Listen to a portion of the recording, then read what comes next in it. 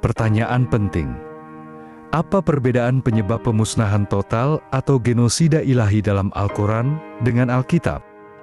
Mari kita jawab secara sistematis, jujur, dan berdasarkan isi teks masing-masing kitab. Fokus kita adalah mengapa Tuhan menghancurkan suatu kaum dan bagaimana belas kasih atau penundaan hukuman ditampilkan dalam kedua narasi. Al-Quran, pemusnahan sebagai respon atas dosa simbolik. Contoh, kaum Samud, surah 91, 13-15.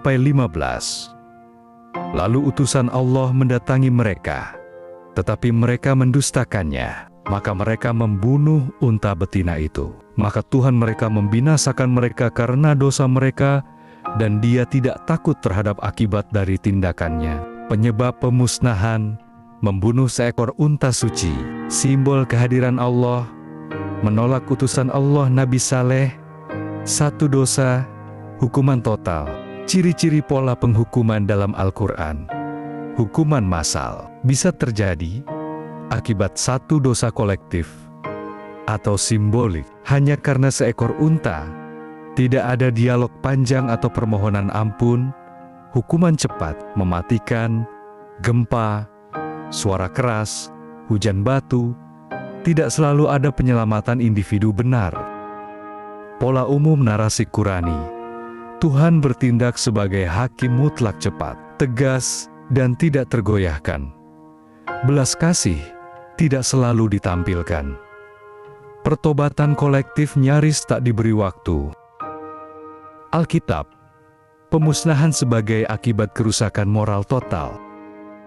Contoh, banjir Nuh, Kejadian 6 ayat 5-7.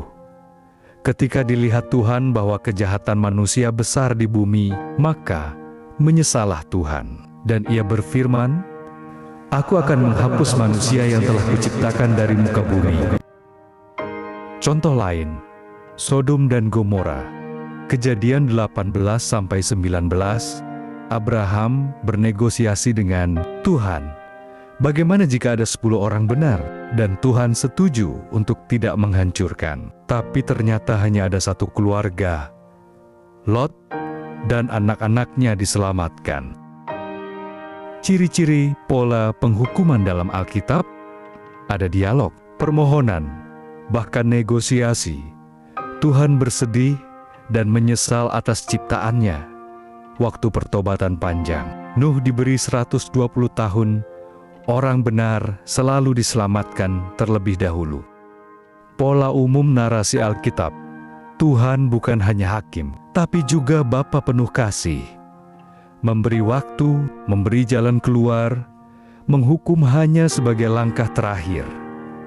Setelah belas kasih ditolak total, perbandingan langsung Al-Quran dengan Alkitab.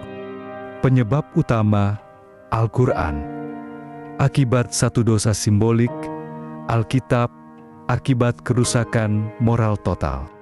Konteks hukuman, Al-Quran dilakukan dengan cepat, tanpa negosiasi. Alkitab dilakukan setelah terlebih dahulu ada dialog dan penundaan. Respons Tuhan, Al-Quran, tidak takut akibat atas hukuman yang dilakukannya. Alkitab menyesal, berduka atas penghukuman yang dilakukannya.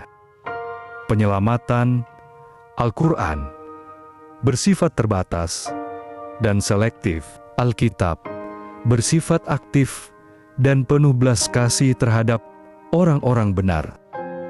Kesimpulan kritis, dalam Al-Quran, pemusnahan adalah ekspresi kekuasaan absolut Tuhan, bahkan atas dosa yang tampak ringan menurut ukuran manusia.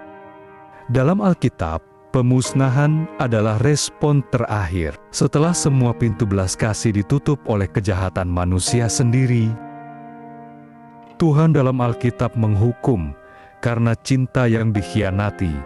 Tuhan dalam Al-Quran menghukum untuk menunjukkan kekuasaannya.